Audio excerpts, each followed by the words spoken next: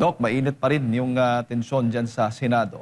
Bilang isang ekonomista, papaano ba ito nakakaapekto sa ekonomiya ng ating bansa? Mhm. Alam mo, Jade, hindi magandang senyalis yan para sa mga foreign investors. Kasi yung nangyayari sa Senado, no, na hanggang sa ngayon na hindi pa rin nare-resolve yan, ano, sa pamumuno ng Senado, doon sa mga komite, and the business of doing things sa Senate, no, na inaantala dahil din sa gulo ng mga senador, that it does not send a good signal sa mga namumuhunan. Hindi lang yon, Jade. Maraming mga nakabinbin dyan ng mga panukalang batas na nakakaapekto sa buhay ng ordinaryong mamamayan at nakakaapekto rin sa ekonomiya. At yan naaantala dahil dyan sa nangyayaring gulo dyan sa Senado, Jade. So definitely talagang nakakaapekto yan sa ekonomiya, both domestically, no, yung mga domestic factors na nakaka-influence ng ekonomiya. Kasi yung mga nakabinbin na mga panukalang batas dyan, that affects the internal economy, pero yung external economy rin, naapektuhan yan kasi it sends these signals sa mga foreign investor na hindi maganda mag-invest yan sa Pilipinas kasi magulo ang politika at nakakaapekto rin sa mga polisiya patungkol sa pagninegosyo. Kaya definitely makakaapekto din yan sa daloy ng foreign direct investments, Jay. Opo, baga nakadagdag po ito na rason patuloy po yung pagbaba o pag wala po ng mga kumpiyansa ng mga mamumuhunan, lalo na yung mga dayuhang mamumuhunan dito sa ating bansa. Doc, bago pa man itong nangyari, sa mga nakalipas, alam natin, marami na pong mga issue ang ating kinakaharap, ang ating bansa. Kaya ito po'y patuloy na nakadagdag po itong mga issues na ito, lalo na itong naging itong tensyon sa Senado sa pagkawala ng kumpiyansa ng mga investors. Tama ka dyan, Jade. No? And nakadagdag talaga kasi even before the kaguluhan dyan sa Senado, mababa na ang business confidence, no, sa bansa. Mababa rin ang consumer confidence at yung foreign direct investment or foreign direct investor confidence mababa din.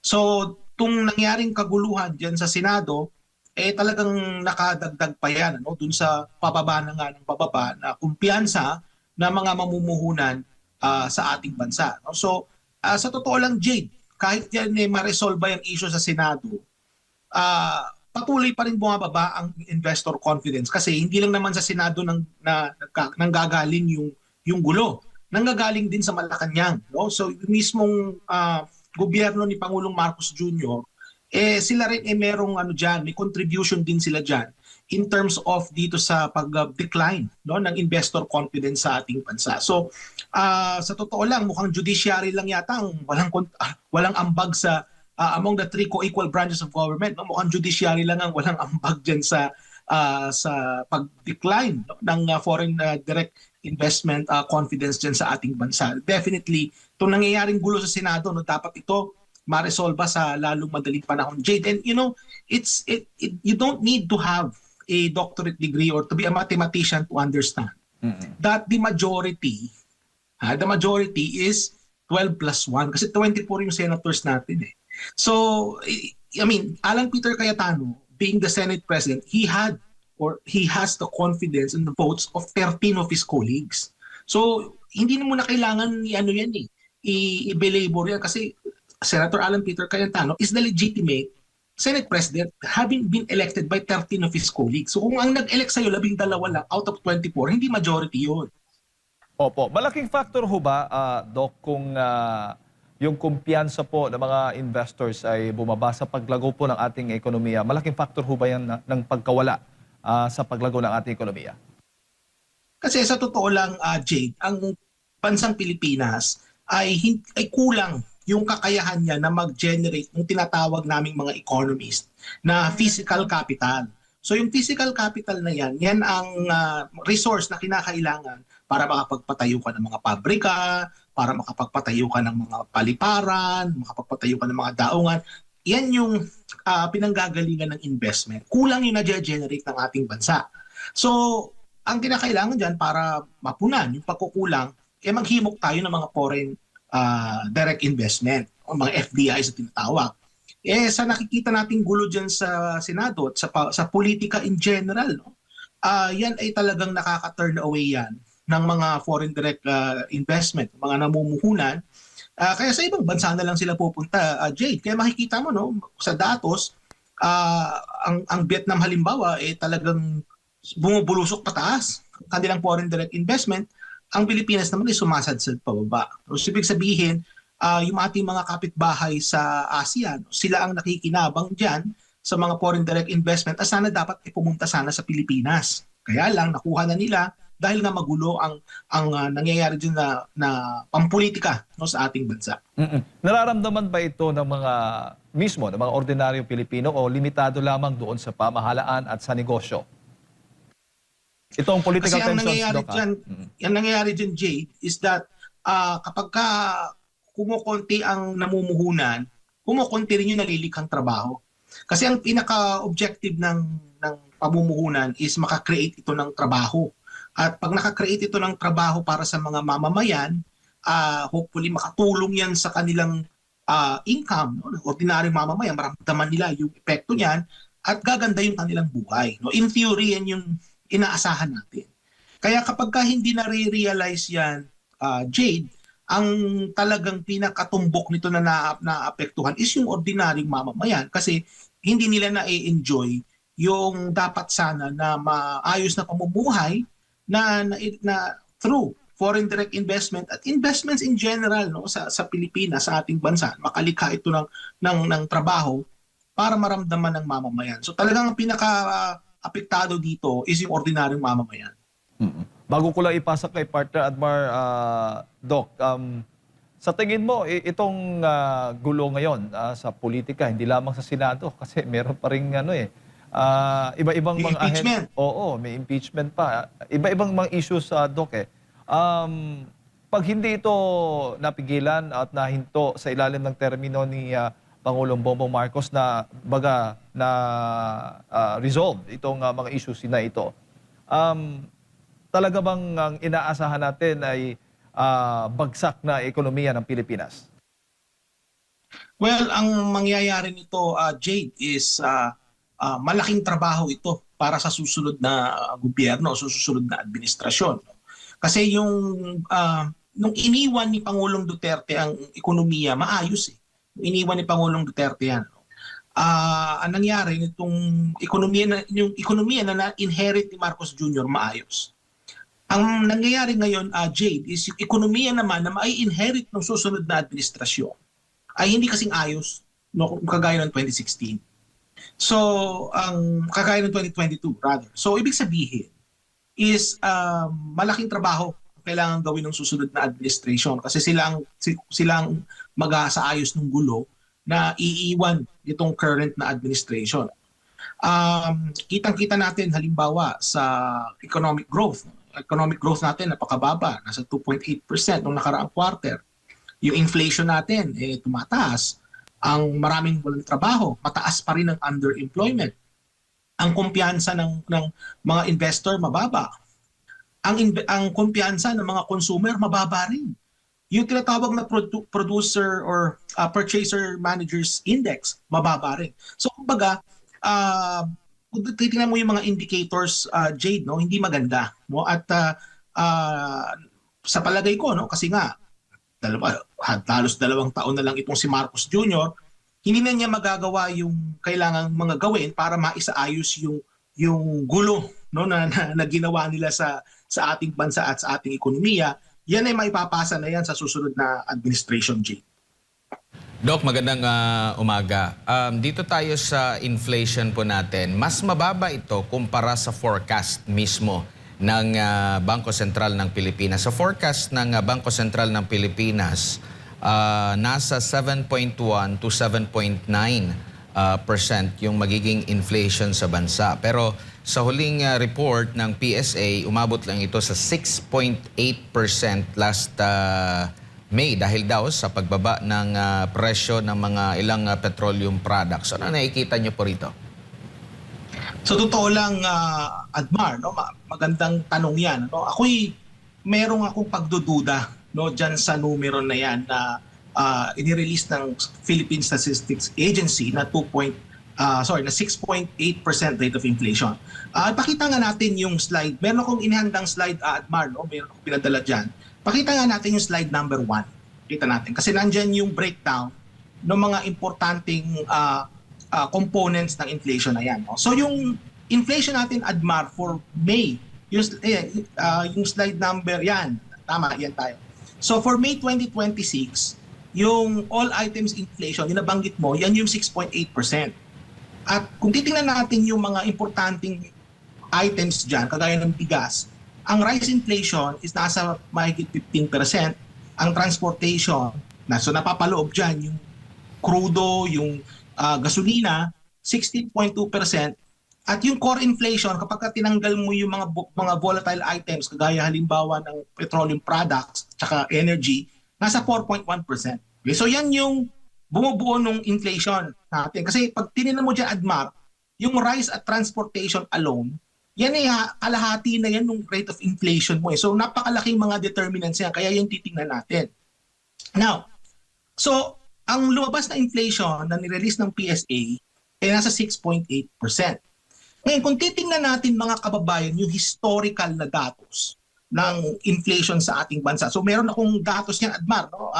Mala-download niyan sa OpenStat, no? But as an economist, I have access to this. Meron akong datos mula year 2000, no? Hanggang sa kasalukuyan. Tinignan ko, no? Kung ang inflation rate natin ay lumalaro sa pagitan ng 6 to 7%, kagaya ng nakikita natin sa ngayon, dapat yung rice inflation nasa 6.1% lang, Admar. And yung transportation, nasa 15% on average lang yung inflation at yung core mo nasa around 5%. So ibig sabihin, kung yung rice inflation natin ngayon nasa 15%, dapat mas mataas sa 6.8% yung nakikita natin na rate of inflation, hindi 6.8. Okay, so tingnan naman natin ha, kung 7 to 8% naman ang inflation, ayon sa historical data, on average, yung rice inflation mo nasa about 9.6% yan on average. And yung average inflation mo for transportation should be around 14.6%. Yung core is 6.5%. So kumbaga, titingnan nyo ha, yung rice inflation natin is 15.6 and yet ang nai-report na inflation ay 6.8% lang. Kaya ako'y duda ako dun sa 6.8 na nirelease ng PSA. No?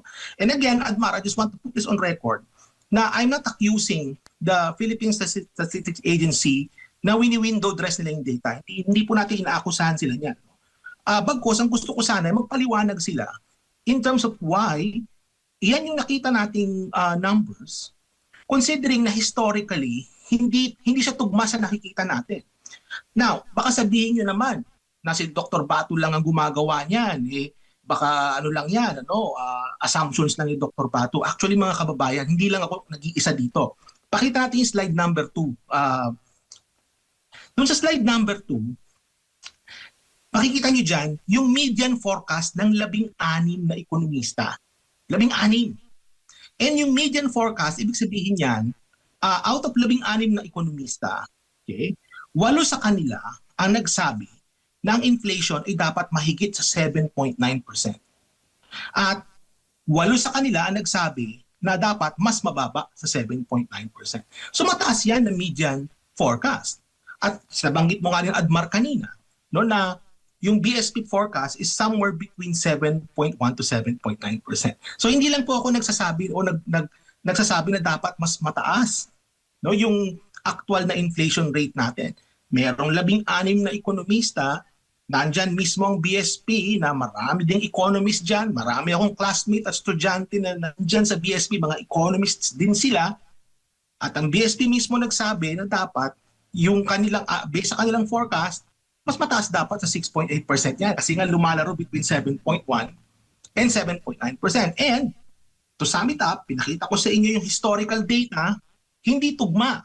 Yung nakita nating historical data doon sa rate of inflation na iniulat ng PSA. So again ha, hindi po ako nag-aakusa sa PSA na dinodoktor ninyo yung datos, hindi po ako nag-aakusa niyan.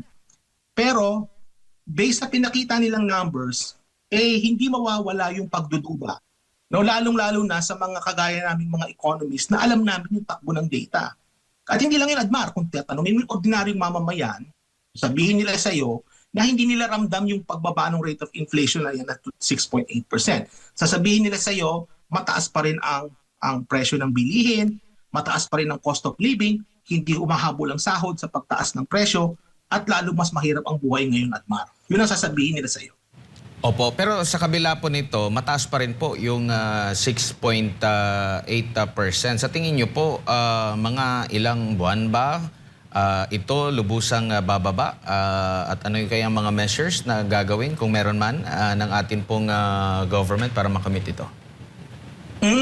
Alam mo, Admar, yung pagbaba ng rate of inflation, kasi nga pinakita rin natin kanina, ang dalawang pinaka-major components niyan is pagkain and yung transportation. So kapag bumababa ang presyo ng pagkain, makikita mo kagad na bumababa yan. Depende kung sharp yung pagbaba ng presyo ng pagkain at ng produktong petrolyo, makikita mo sharp din yung pagbaba niyan. Pero sa nakikita natin sa ngayon, yung produktong petrolyo, Admar, unstable eh. Tumataas, minsan bumababa. Ano siya, paiba-iba. Ito'y nakabase ito sa nangyayaring kaguluhan naman dyan sa Middle East. Hanggang sa ngayon, hindi pa rin matapos-tapos yung gulo na sinimulan ni Donald Trump ng Israel. So hindi pa rin natatapos yan. So hanggat hindi yan natatapos, no, or nagkakaroon ng peace deal, ika nga, patuloy natin may experience yung volatility na yan. Sa pagkain naman, ganun din ang storya dyan. So kapag ang pagkain naman ay hindi rin stable, no? Kumbaga tumataas at bumababa, depende sa kalakaran sa global food prices, makikita mo na natatranslate yan sa inflation natin. Kaya hindi mo rin maaasahan na biglang bababa. No? At nabanggit ko rin kanina, dapat yung rate of inflation na yun, sa palagay ko, no, bilang isang economist at bilang may alam, no, sa takbo ng mga datos na yan, hindi dapat 6.8 ang inflation rate natin, Admar. In fact, ako personally, ang inaasahan ko dyan noon, it was about 8% yung rate of inflation. Mataas dapat kasi mataas ang presyo ng crudo sa global markets, mataas pa rin ang presyo ng bigas sa ating bansa. So yan nakakahila yan ng inflation pataas. Pero now, sa tanong mo naman, Admar, in terms of measures, no, ang ginagawa kasi ng gobyerno ngayon, yung tinatawag na targeted measures. So halimbawa, assistance dun sa mga mahihirap, no, para makatulong sa kanila, para maka-afford sila ng pagkain, no, or sa mga tsuper, no. So yun yung nakikita ko na measures na ginagawa ng gobyerno, pero sa palagay ko kulang pa rin ito. Bakit? Kasi meron pa silang mga dapat gawin na hindi nila ginagawa, which is yung pagtatanggal ng buwis, no. Halimbawa sa transportasyon, ano, sa gasolina, hindi pa nila hindi pa nila natatanggal yung VAT, no. Kung di ako nagkakamali, nandyan pa rin yung VAT. So meron pa rin silang mga dapat gawin na hindi nila ginagawa, no? So kumbaga, kung ano man yung kanilang targeted measures na ginagawa, kulang pa rin yan para ma-address yung issue ng mataas na cost of living dahil sa nakikita natin mga kaguluhan sa kasalukuyan, Admar. Opo, dito naman po tayo sa paglago ng ating ekonomiya po, no. Sa recent po na inilabas na datos naman ng Philippine Statistics Authority, kung pwede natin maipakita, nasa 2.8 yung GDP natin sa nakalipas po na quarter, no, sa first quarter po ng 2026. Meanwhile, meron pong panayam ang Bloomberg, no? Parang pangalawang panayam na ata ito ng Bloomberg's kay Marcos Jr. Tinanong siya dito kung kakayanin ba, kasi kung makikita natin dito, after ng pandemya, hindi na tayo bumaba, no, sa 6. No? Nandyan yung average. Nakita natin after ng pagtaas, ng pagbalik natin mula sa pandemic, nakatala tayo ng 12 na GDP, 7.9. So, makikita natin dyan hanggang 6.4. Yan yung panahon ng termino ng Duterte administration. Hindi bumaba sa 6. Pero nung pagpalit, napansin natin, medyo mas bababa na sa 6%. Yan din yung naitanong ng Bloomberg kay Marcos Jr. na kakayanin ba natin. Pero merong tansya ang Marcos Jr. Sa previous na interview, ang sabi niya sa Bloomberg, 8% kaya daw GDP.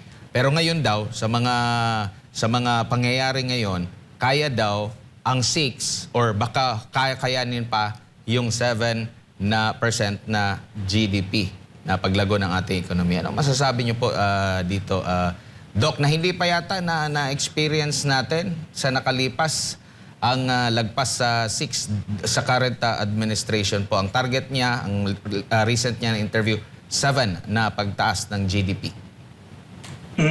Alam mo, Adma, natatawa ko habang pinakinggan kita. And more so nung nakita ko yung interview na yan. Natatawa din ako talaga. Kasi the president is very detached from the reality. Very detached si Pangulong Marcos. Because hindi ito yung nakikita natin na nangyayari sa ating ekonomiya. So, I think what the president needs to understand is ano ba yung dapat na maging drivers ng paglago ng ekonomiya. And I bet, Admar, may mga tao dyan kay Pangulong Marcos na nakakaalam that they know how the economy works. Secretary Balisacan is one of them. And I bet he being an economist like myself, he understands. No, dapat na makapag-create sila ng conditions para makapag-attract ng mga investments, para makapag-boost ng consumer spending, para lumago yung economy. And yet, hindi nila yung ginagawa. No? So, bigyan kita halimbawa ng example, Admar. Sa ngayon, nabanggit ko kanina na merong mga dapat gawin ng gobyerno na hindi nila ginagawa. Halimbawa, yung pagbabawas or pagtatanggal ng taxes para makatulong sa ating mamamayan. Ang tax cuts, mga kababayan, nakakapag-increase yan ng consumer spending at pag nag-increase ang consumer spending, lalago ang iyong ekonomiya. Ang consumption, mahigit 50% yan ng ating ekonomiya, mga kababayan. So kapag ka nagbawas ka ng buwis, tataas ang consumer spending mo, makakapag-generate yan ng paglago ng ekonomiya. So nakaisa na tayo, no? Hindi nila ginagawa yan. Kalawa, isa sa mga reason kung bakit ang mga investors ayaw nilang mamuhunan sa ating bansa is mataas yung cost of doing business. So kung titingnan niyo mga kababayan, kung hihimayin niyo, saan ba nanggagaling yung cost of doing business na yan? Unang-una, kung mag-a-attract ka ng manufacturing, ang manufacturing, kinakailangan niya ng kuryente. Ano bang singil sa kuryente sa ating bansa? Di ba'y napakamahal? So hanggat hindi nila naibababa ang presyo ng kuryente, hindi sila makakapag-attract ng mga manufacturers, ng mga namumuhunan, ng mga foreigner dyan sa Pilipinas. Ikalawa, na nakakadagdag sa cost of business, yung mga red tape at graft in corruption. Hindi nila yan na-address.